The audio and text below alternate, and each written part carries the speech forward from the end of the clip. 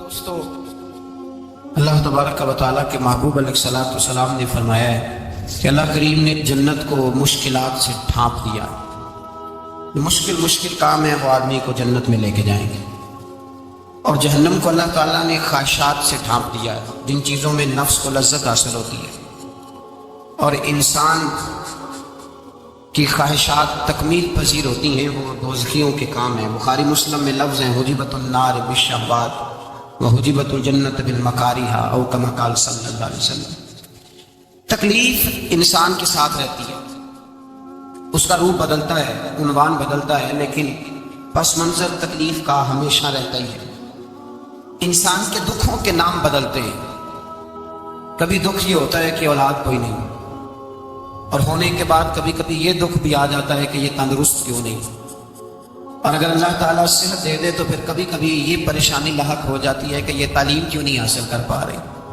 اور اگر وہ سارا کچھ بن صبر کے زندگی کامیاب گزارے، لیکن اپنی شادی کے بعد، اپنی دولت کے بعد، اپنی نوکری کے بعد اگر پلٹ کر باپ کی طرف نہ دیکھے اور رات کو واپس آئے ڈیوٹی سے تو ماں کے کمرے کے آگے سے چپکے سے گزر جائے، وہ جو تکلیف ہوتی ہے وہ سارے دکھوں سے زیادہ سخت ہوتی ہے۔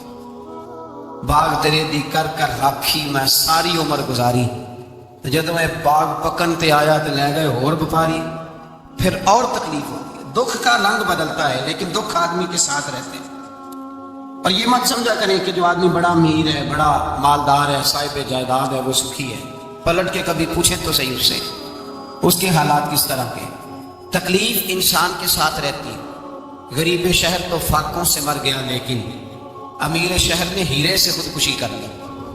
یہاں امیر غریب ہر آدمی تکلیف میں، لیکن اہل ایمان کو جو رب تعالیٰ نے حکم ارشاد فرمایا وہ بڑا پیارا ہے، اور بڑا میٹھا ہے، اور بڑا سمجھنے والا ہے۔ اللہ تبارک و تعالیٰ نے مشکلات ہر آدمی کے ساتھ، لیکن ایماندار کو، رسول اللہ صلی اللہ علیہ وسلم کے غلام کو، نبی پاک کے کلمہ پڑھنے والے کو جو رنگ عطا کیا ہے وہ بڑا منفرد ہے۔ فرمایا فَإِنَّ مَعَ الْعُسْرِ يُسْرًا، بے شک میں نے ہر مشکل کے ساتھ آسانی رکھی ہوئی ہے۔ پھر فرمایا إِنَّ مَعَ الْعُسْرِ يُسْرًا، بے شک ہر مشکل کے ساتھ آسانی ہے۔ ہر مشکل کے ساتھ، بولیے کہ ذرا، ہر مشکل کے ساتھ اللہ نے ہر مشکل کے ساتھ، اور یہاں چونکہ 2 دفعہ ذکر کیا گیا کہ ہر مشکل کے ساتھ آسانی ہے، تو مفسرین کرام فرماتے ہیں رب فرما رہا ہے اگر میں تجھے ایک مشکل دوں گا تو 2 آسانیاں عطا کروں گا۔ اگر ایک مشکل آئے گی تو کتنی آسانیاں ملیں گی؟ 2 آسانیاں دوں گا اگر ایک مشکل آئے۔ انسان کو جو مشکلات آتی ہیں نا، اگر کسی شخص کو پتہ چل جائے نا کہ یہ سامنے والا پل میں نے گزرنا ہے تو اس پار میری اپنی جائیداد شروع ہو جائے گی، تو وہ پل گزرنا اس کے لیے مشکل نہیں رہتا۔ اگر کسی کو پتہ چل جائے کہ بس یہ 2 سڑکیں ہیں میں نے عبور کرنی ہے، پھر میرے لیے سفر آسان ہو جائے گا، تو وہ جھٹ پٹ گزر جاتا ہے، نہ دھوپ دیکھتا ہے، نہ تھکاوٹ دیکھتا ہے، نہ رش دیکھتا ہے، نہ گاڑیوں کی ریل پیل دیکھتا ہے، گزر جاتا ہے۔ اللہ کریم نے فرمایا بندہ مومن جان لے اگر میں تجھے ایک مشکل دوں گا تو میں تجھے کتنی آسانیاں، چلے سارے بول دے کتنی، جی کتنی اللہ تعالیٰ آسانیاں دے گا؟ 2 آسانیاں۔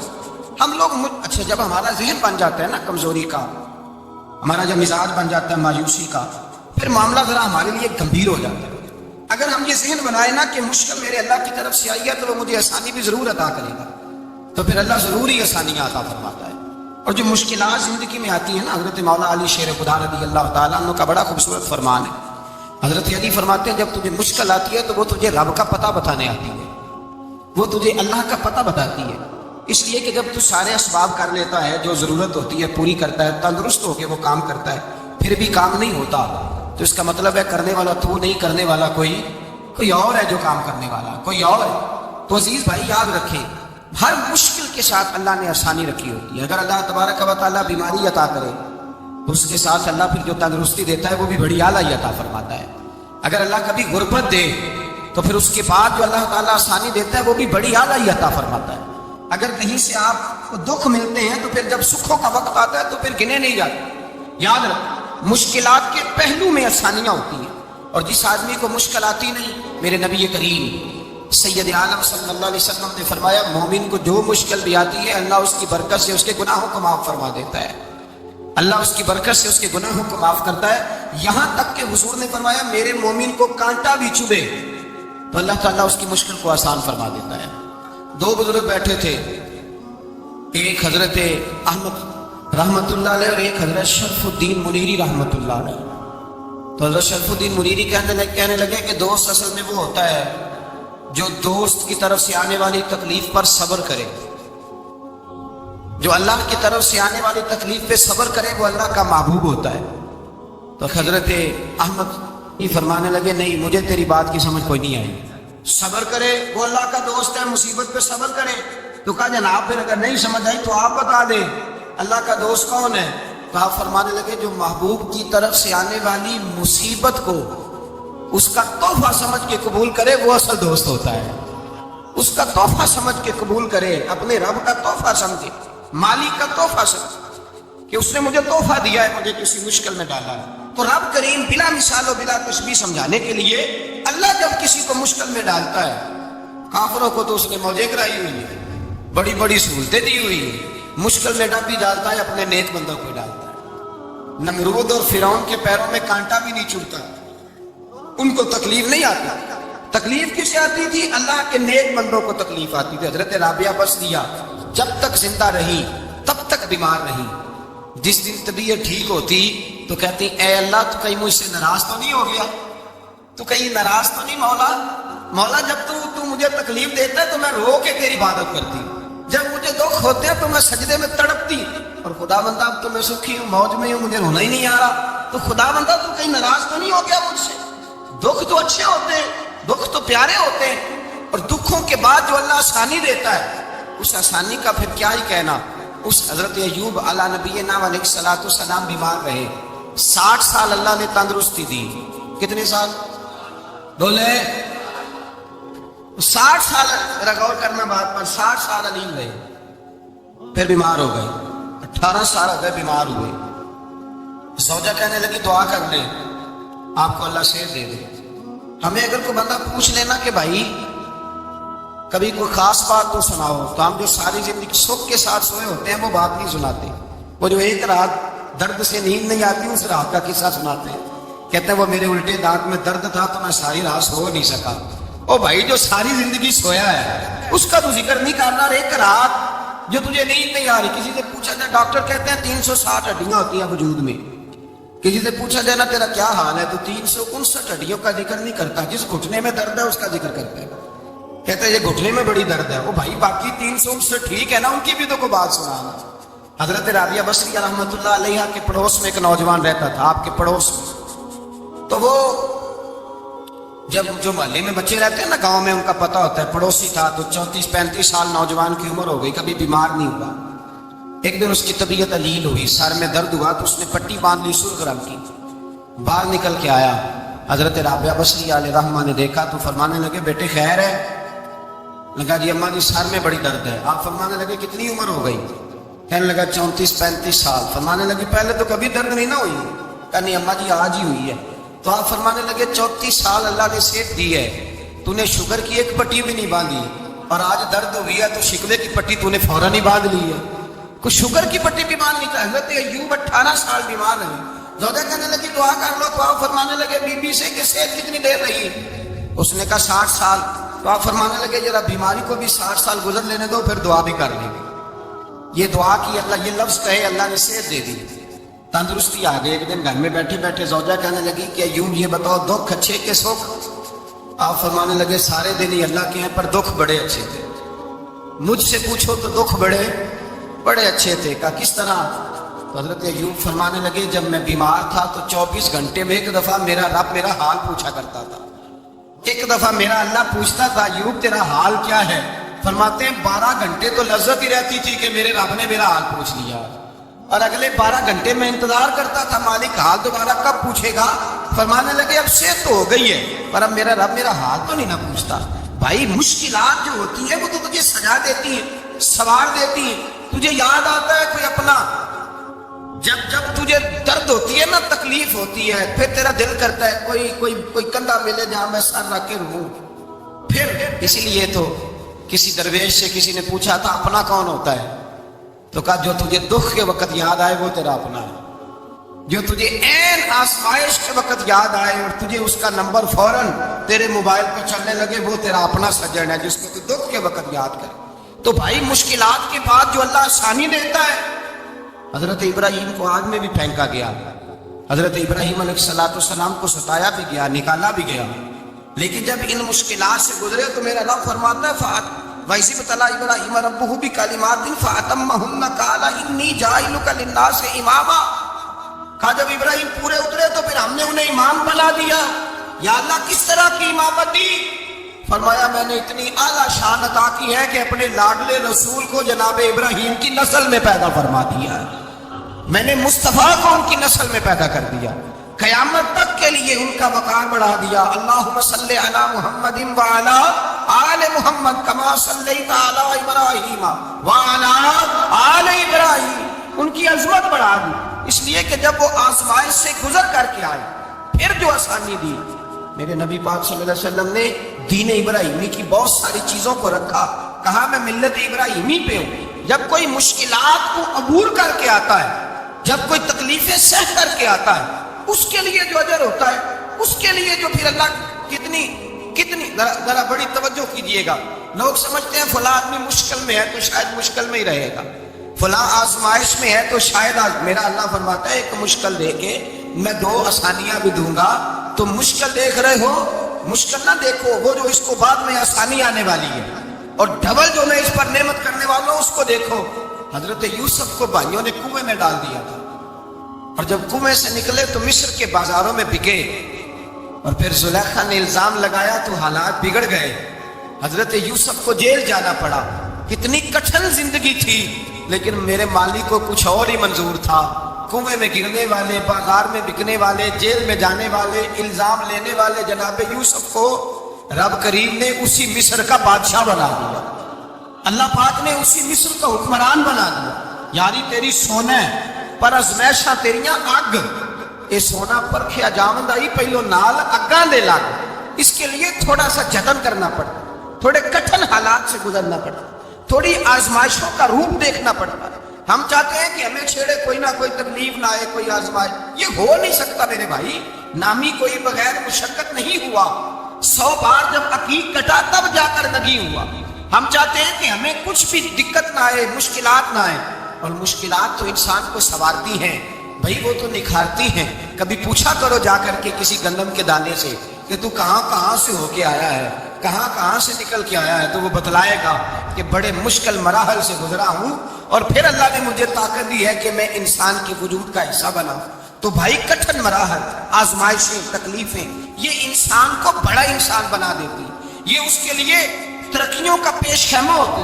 ہمارے جوان پریشان ہو جاتے ہیں، عورتیں خاص کر کے اس بات پہ توجہ کریں، وہ بڑی جلدی غم لے جاتی ہیں، وہ کہتی ہیں جانے میرا کچھ ہوگا ہی نہیں، جانے میرا کچھ ہو ہی نہیں سکتا۔ میرے بھائی درجنوں بیسیوں لوگ ایسے ہیں جن کی اولادیں نہیں تھی، لیکن نام ان کا ان سے بھی زیادہ ہے جو بڑے بڑے صاحب اولاد۔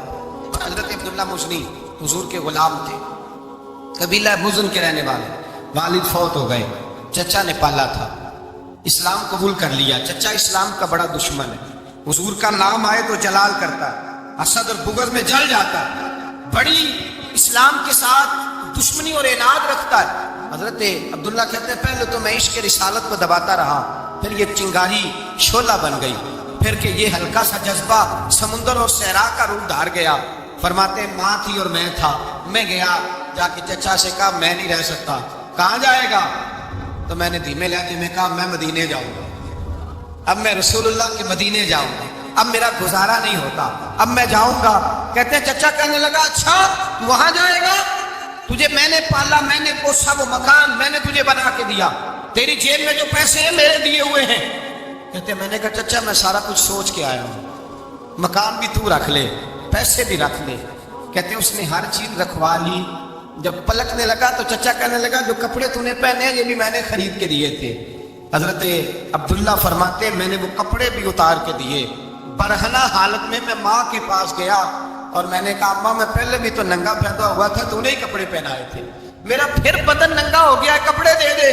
کہتے ہیں 2 بیبیوں والے کپڑے اماں نے دیے، ایک میں نے تامت باندھ لی، دوسرا اوڑھ لیا اور مدینے پہنچا۔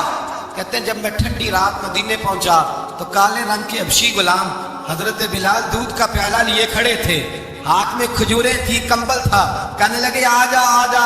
مصطفیٰ نے فرمایا تھا قبیلہ مزن سے میرا غلام آ رہا ہے، میں ساری رات سے تیرا انتظار کر رہا ہوں۔ حضرت جناب سیدنا عبداللہ رضی اللہ تعالیٰ عنہ فرماتے میری مشکل آسان ہوئی، فرماتے مجھے مدینے میں اعزاز مل گیا، مجھے عزت مل گئی، ہر آدمی میری قدر کرنے لگا۔ گویا بزرگ کہتے ہیں کہ حضرت عبداللہ دعا کرنے لگے کہ اے اللہ تو نے مجھے بڑی شان دی ہے مصطفیٰ کی گود میں، اگر اسی رحمت کے چھاؤں میں پردہ کر دوں تو میری بات بن جائے۔ حضرت عبداللہ کا وصال بھی رسول اللہ کی گود میں ہی ہو گیا۔ گود میں نہ کوئی رشتہ دار، نہ کوئی تعلق دار، نہ کوئی ہمسایا اپنا، نہ کوئی چچا، نہ کوئی ماموں، شہر میں تنہا اسی کسے دے کچھ نہیں جے لگ دے تے نہ کوئی ساڈا دردی، تنہائی۔ جنازہ اٹھا تو اٹھانے والے کون ہیں؟ ابو بکر صدیق، فاروق اعظم، عثمان غنی، مولا علی، حسنین کریمین جنازے میں شامل۔ میرے رسول پاک صلی اللہ علیہ وسلم نے جنازہ پڑھایا، دیکھو مشکل کاٹی تھی تو آسانی کا رنگ دیکھو، آسانی کا انداز دیکھو۔ حضرت سیدنا ابو درداء رضی اللہ تعالیٰ عنہ ارشاد فرماتے ہیں مدینے میں رواج تھا کہ جب قبر میں اتارنے لگتے تھے تو قریبی رشتہ دار اتارا کرتے تھے، اور عبداللہ کا تو رشتہ دار ہی کوئی نہیں تھا مدینے میں، کون اتارے؟ فرمایا جب قبر میں اترنے لگے تو حضرت ابو بکر صدیق اور حضرت عمر فاروق اتر گئے کہ ہم قبر میں اتارتے ہیں۔ رسول اللہ نے فرمایا تم باہر نکلو، تم کیوں قبر میں گئے ہو؟ باہر آؤ۔ کہتے ہیں ہم باہر آئے تو اللہ کے رسول اندر گئے۔ فرمایا کون کہتا ہے اس کا کوئی نہیں، میں جو موجود ہوں۔ کون کہتا ہے کوئی نہیں؟ فرمایا رکھو میرے ہاتھوں پہ۔ کہتے ہیں حضور کے دست مبارک پہ رکھا اور باہر کھڑے ہم رشک کرنے لگے کہ واہ اللہ تیرا آسانی دینے کا رنگ، آسانی۔ اس نے مشکل برداشت کی تو رب نے مصطفیٰ کے قدموں میں آسانی عطا فرمائی، پسے اور حضور نے قبر میں رکھا، نبی پاک نے۔ میرے دادا مرشد کہتے ہیں عشق سرکار کی ایک شمع جلا لو دل میں، بعد مرنے کے قبر میں بھی اجالا ہوگا۔ اور میرے اعلیٰ حضرت فرماتے ہیں لحد میں عشق رخ شاہ کا داغ لے کے چلے، لحد میں عشق رخ شاہ کا داغ لے کے چلے، اندھیری رات سنی تھی چراغ لے کے چلے۔ اور بیگم شاہ بارسی تو حد کر گئے، کہنے لگے پسے مردن، بعد مرنے کے پسے مردن فرشتوں نے جو تلاشی لی تو کیا نکلا؟ فقط ایک دل کے گوشے سے خیال مصطفیٰ نکلا، فقط ایک دل کے گوشے سے خیال۔ اور کامل پیرو نہ دے باہو قبر جنا دی جیوے۔ میرے بھائی نبی پاک صلی اللہ علیہ وسلم کے ساتھ وفا کی تنگی دیکھ کر، دقت دیکھ کر، مشکل کر، اور پھر جو آسانیاں ہوئی، پھر جو لوگوں کے لیے برکات ہوئی، وہ زمانے میں دیکھے۔ حضرت جناب سیدنا علی المرتضیٰ شیر خدا کرم اللہ تعالیٰ وجہ الکریم کی والدہ حضرت فاطمہ بنت اسد رضی اللہ تعالیٰ، حضرت علی کی والدہ، بڑا پیار کیا میرے نبی پاک کے ساتھ۔ حضور ان کے گھر میں رہے، ان کے گھر میں پرورش پائی۔ حضرت علی کہتے ہیں میری اماں پہلے رسول اللہ کا خیال رکھتی، غربتوں کے زمانے میں نبی پاک کا ساتھ دیا، مکہ مخالفت کرتا تو جناب فاطمہ حضور کا خیال رکھتی، فاطمہ بنت اسد، بڑا پیار کیا، بڑی محبت کی مولا علی کی والدہ نے، ہر دکھ ہر تکلیف کاٹی، لیکن رسول کائنات صلی اللہ تعالیٰ علیہ وسلم کا ساتھ نہ چھوڑا۔ اور یہاں تک روایات میں ملتا ہے کہ جناب فاطمہ الزہرا جب بیعہ کے ان کے گھر گئی تو باہر سے سودا لا کے دیتی، حضرت فاطمہ سے بڑا پیار کرتی، بڑی محبت، مشکلات میں ساتھ دیا۔ جب وصال ہوا تو فرماتے کوہرام مچ گیا مدینے میں، لوگ منتیں کرتے تھے کہ حضور کا ایک بال مل جائے تو قبر میں بخشش کا سامان ہو جائے گا۔ رسول پاک نے فرمایا جب جناب علی کی والدہ کو غسل دے دو تو کفن پہنانے سے پہلے میرے پاس آنا۔ کہتے ہیں جب غسل دے لیا تو عرض کی حضور غسل ہو رہا ہے، کفن کا کیا کرنا ہے؟ حضور اندر گئے، قمیض بدلی اور جو کرتا پہنا ہوا تھا اتار کے دیا۔ فرمایا وہ علی کی ماں نہیں میری ماں ہے، اس نے میرے لیے بڑی تکلیفیں سہی ہیں، بڑی مشکل دیکھی ہے۔ فرمایا اس طرح کرو میرے کرتے میں اسے کفن دو۔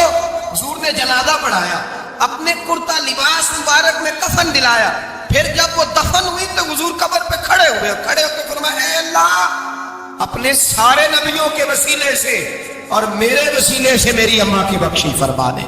پھر جو آسانیاں ملی ان لوگوں کو تو ان کی قبروں تک آسانیاں ملی، پھر ان کو قیامت تک کے لیے آسانیاں ملی جنہوں نے مشکلات کو دیکھا۔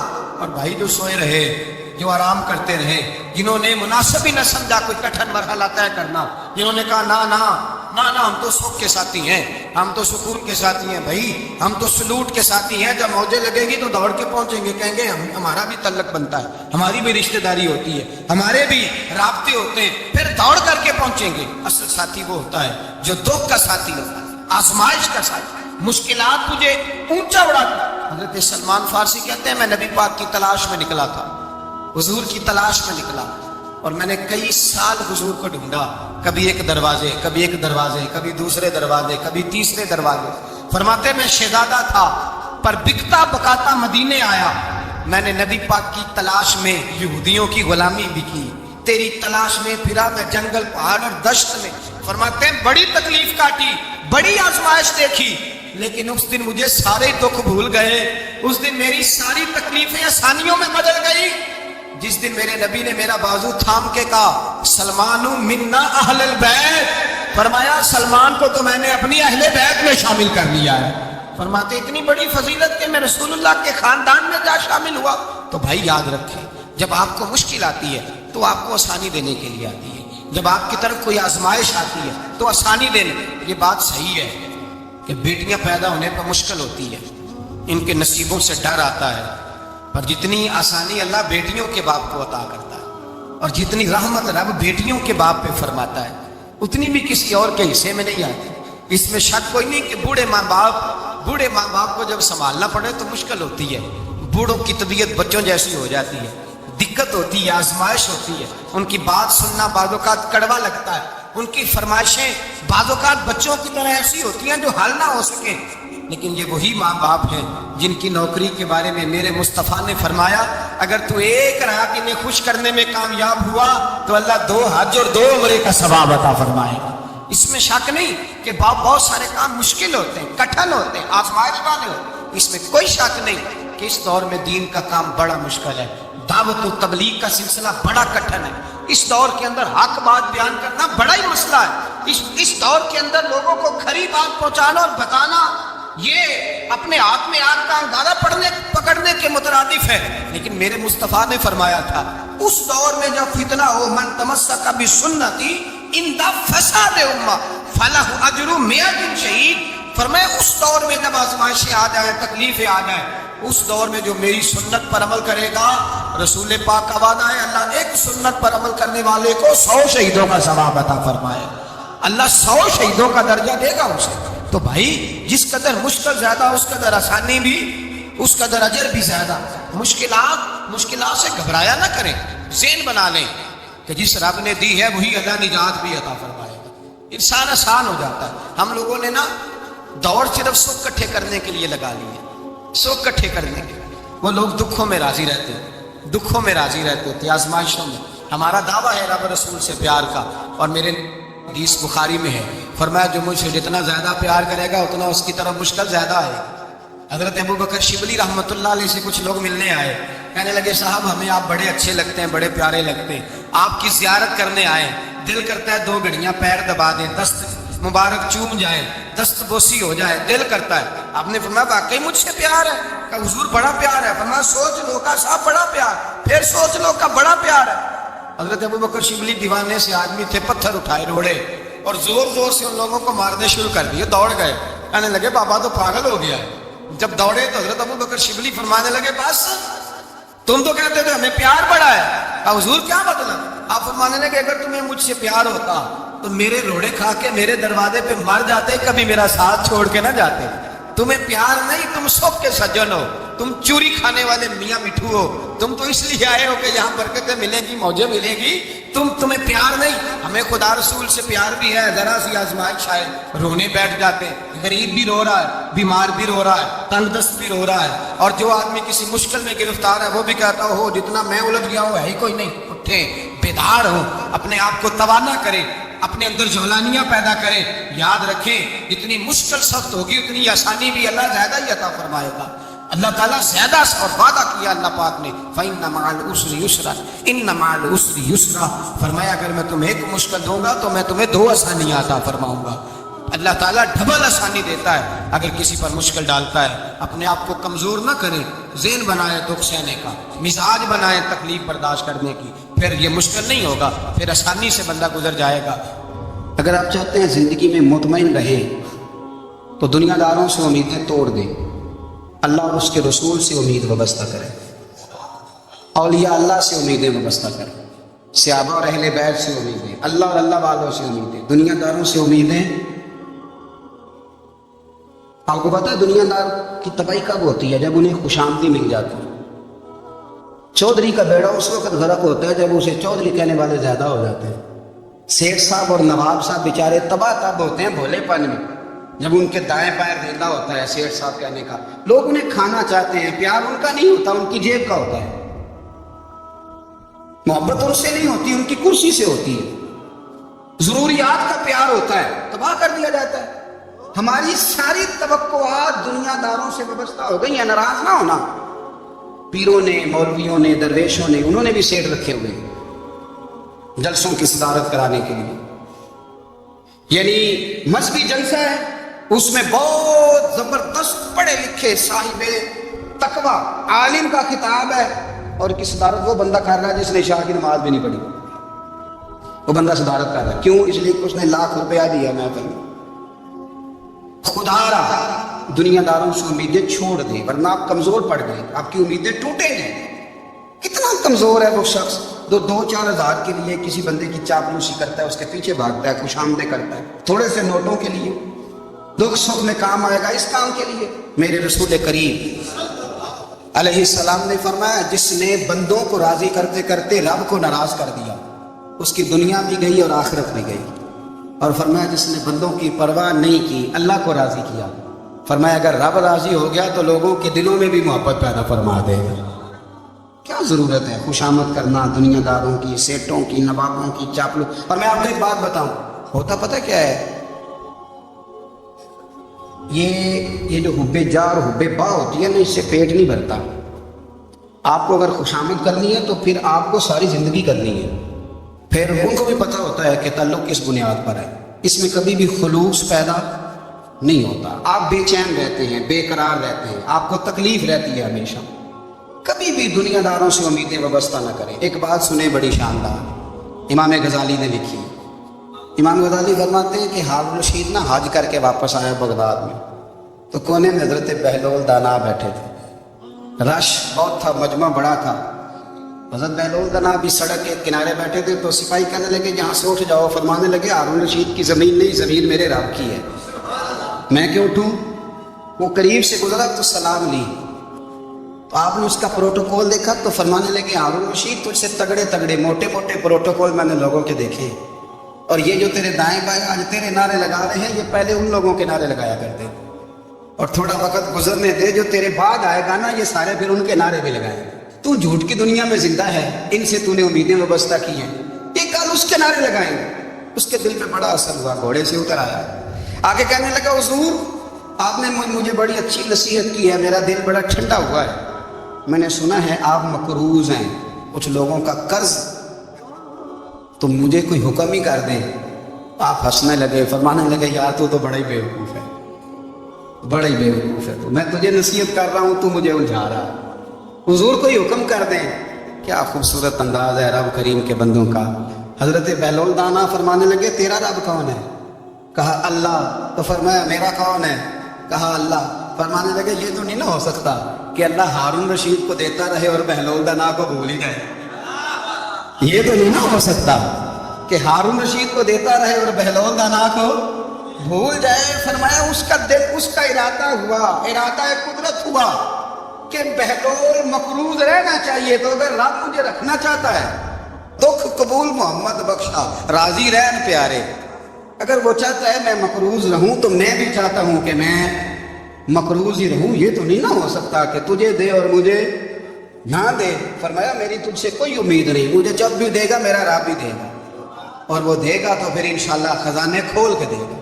دنیا داروں سے امیدیں وابستہ کرنا، لوگوں کے پیچھے، یہ چھوڑ دیں۔ آپ بے چین رہیں گے، بے قرار رہیں گے، اللہ والوں سے ضرور امیدیں وابستہ کریں، اس لیے کہ ان کے پاس جو کچھ ہوتا ہے وہ دراصل رب کا ہی ہوتا ہے۔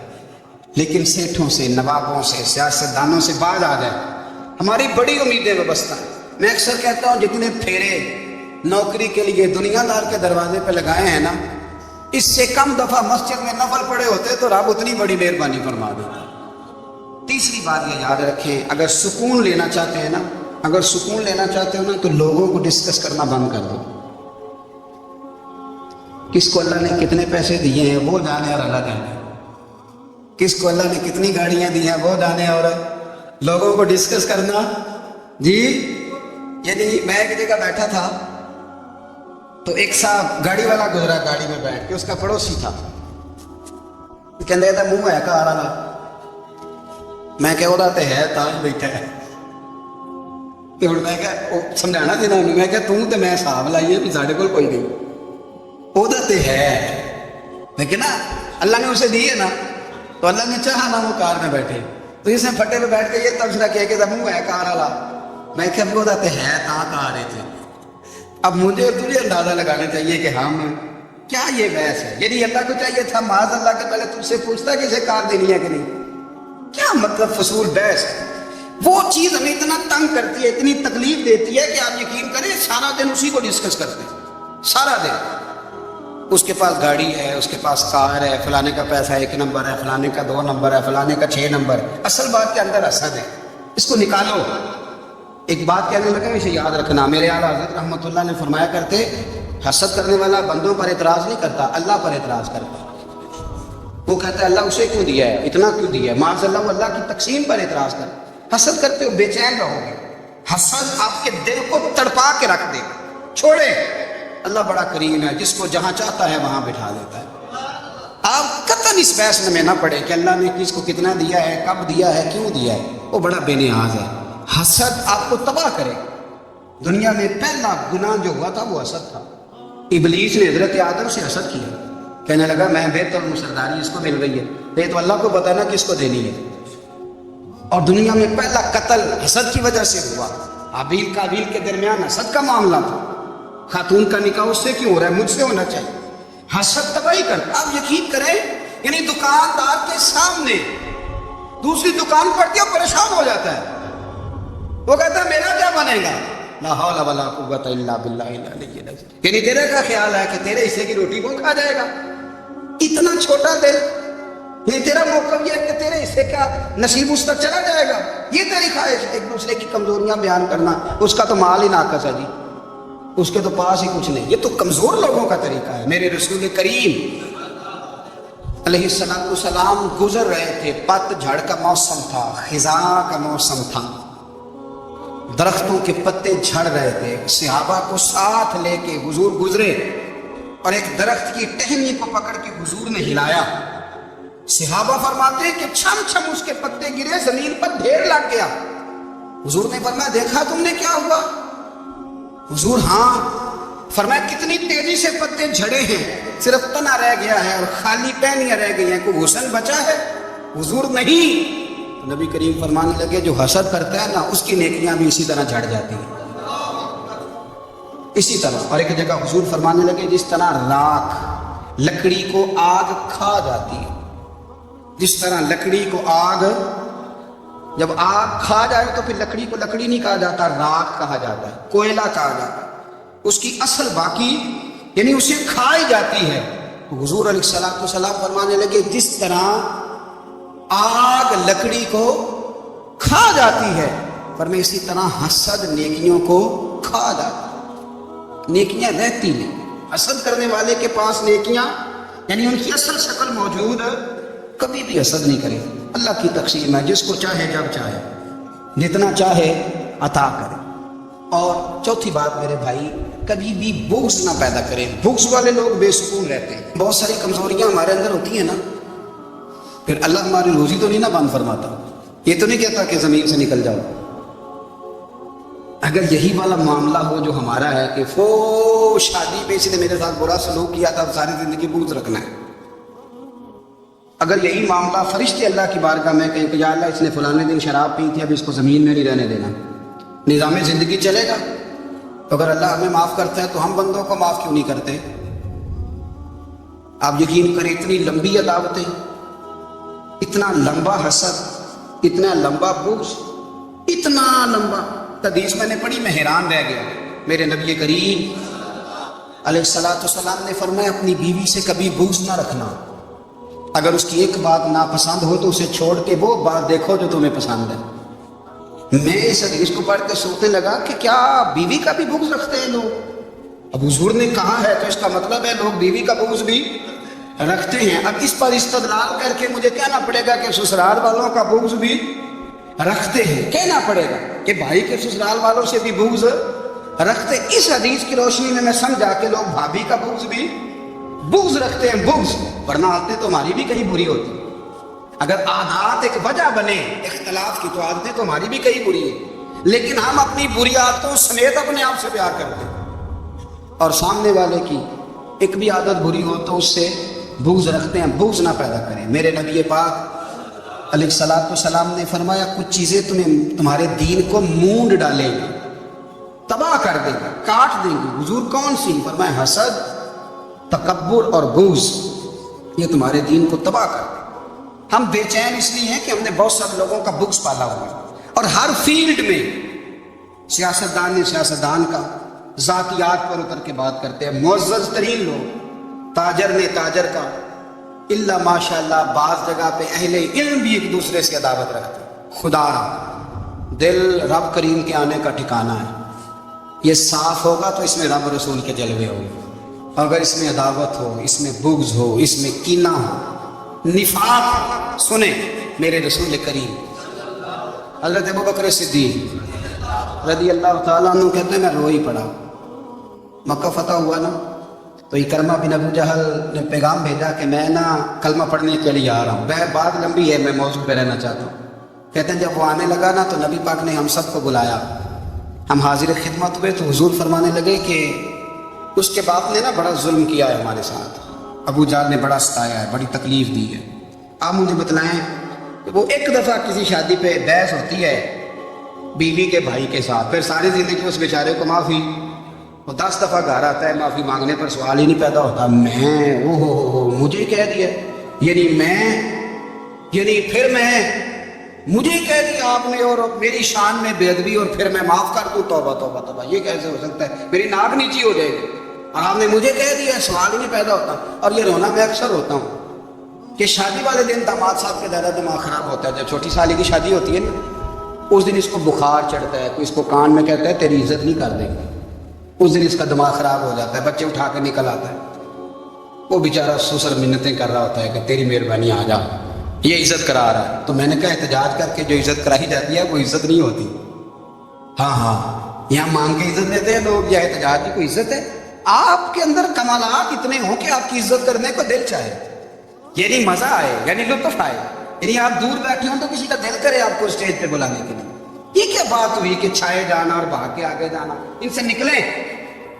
اکرمہ بن ابو جہل کلمہ پڑھنے کے ارادے سے آ رہے ہیں، حضور علیہ السلام نے صحابہ کو بلایا، کتنی زیادہ عداوت رکھی جا سکتی تھی معاذ اللہ؟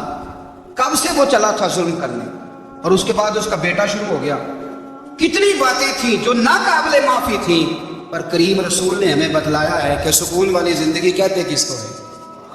جب سب لوگ جمع ہو گئے تو حضور نے فرمایا بھائی وہ کلمہ پڑھنے آ رہا ہے، اس کے باپ نے ظلم بڑے کیے ہیں، پر میری نصیحت یہ ہے کہ اس کے سامنے اس کے باپ کو برا نہ کہے، خبردار کوئی اس کے سامنے کوئی بات نہ کرے۔ اب وہ کلمہ پڑھنے آ رہا ہے، مطیع ہو کے آ رہا ہے، بان کے آ رہا ہے۔ کہتے ہیں اللہ کے رسول نے نا کافی دیر تک خطبہ دیا، بریفنگ دی، بات سمجھائی۔ جناب صدیق اکبر کہتے ہیں میں رو پڑا۔ ایک صحابی مجھے کہنے لگے تمہیں کیا ہوا؟ تو میں نے کہا میں مصطفیٰ کی رحمت پہ رو رہا ہوں، دیکھو کن کے لیے حضور گراؤنڈ بنا رہے ہیں، دیکھو کن کے لیے حضور تیاری کر رہے ہیں، جنہوں نے ساری زندگی دشمنی کی۔ خدا را یہ اندر سے عداوتیں نکال پھینکو۔ او بھائی اتنا تو لمبا ٹائم ہی کوئی نہیں، اتنا تو وقت ہی کوئی نہیں، اس کو صاف رکھو۔ بندہ کوئی کر بھی گیا تو کوئی حرج نہیں، چنگی مندی سجنا کولو 100 واری ہو جاندی، یار یاراں دا گلا نہیں کر دے، اصل پریت یار یاراں دا جڑا گلا کرتا جے یار نہیں جی ہوندا۔ ہاں پکی بات، پکی پیڑی۔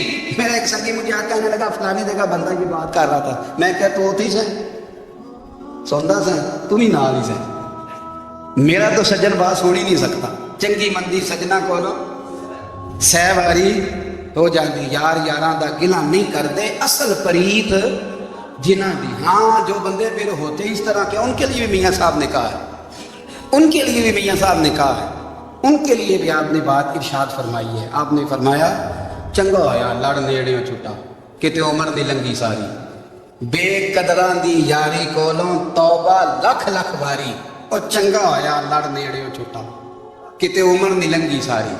جو اس طرح کا تھا نا شکوے کرنے والا، بغض رکھنے والا، فرمایا بے قدران دی یاری کولوں توبہ، یعنی لاکھ لاکھ کنے ہو گئے؟ یعنی 2 لاکھ والی توبہ کی تھی انہوں نے، گنی نہیں جا سکتی جتنی میاں صاحب نے توبہ کر دی. بے قدرے دوست، بے قدران دی یاری کولوں توبہ لکھ لکھ باری، چنگا ہویا لڑ نیڑے چھٹا کتے عمر دی لنگی ساری. تو مہربانی کریں، ایک تو اگر آپ مطمئن رہنا چاہتے ہیں تو کبھی کبھی نا مست ہو کے ذکر الہی کریں. مست ہو، وہ والا ذکر نہیں جس میں آپ موبائل بھی دیکھ رہے ہیں اور کہانیاں بھی. میرے سامنے کو بندہ جمعے والے دن یا تقریر کے درمیان تسبیح لے کے بیٹھ جائے تو میں اس سے پوچھتا ہوں تو دو کام ایک ٹائم لکھے ہوئے پہ کر دیں.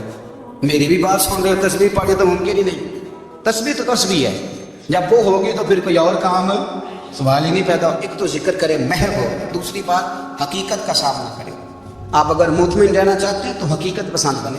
تیسری بات حسد چھوڑ دیں، دوسروں کو ڈسکس کرنا چھوڑ دیں، آگے دیکھیں کہ اللہ نے مجھے کیا کچھ دیا، اس پہ راضی رہیں. اور چوتھی بات عداوت چھوڑ دیں، سینے میں کینہ چھوڑ دیں. آپ کی زندگی مطمئن ہو جائے گی، آپ خوشحال رہیں گے. وہ جو آپ لفظ کہتے ہیں نا کہ میں بور ہوں، میں پریشان ہوں، اس سے آپ نکل آئیں گے. اللہ ہمیں محبوب کی غلامی میں زندہ رکھے، غلامی میں موت.